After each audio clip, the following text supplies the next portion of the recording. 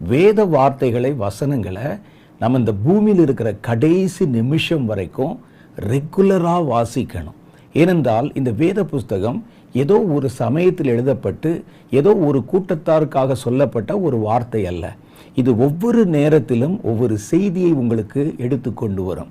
வேத புஸ்தகத்தில் மாத்திரம்தான் தினசரி உங்களுக்கு வேண்டிய செய்தி அங்கே இருக்கும். எத்தனையோ 1000 வருடங்களுக்கு முன்பாக எழுதப்பட்ட ஒரு புஸ்தகமாக இருந்தாலும் அன்னன்னைக்கு உங்களுக்கு வேண்டிய ஆலோசனைகள், ஞானம், பலன், கிருபை கொடுத்து வழி நடத்தும்.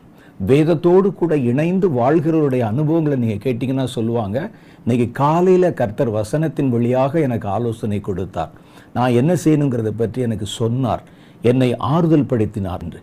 ஏன்னா கர்த்தர் ஒரு மனிதனோட இடைப்பட்டு பேசணும்னு நினைச்சா வேதத்தின் வழியாக பேசுவது தான் ரொம்ப முக்கியமான ஒரு சேனலாக அவர் எடுத்துக்கொள்கிறார்.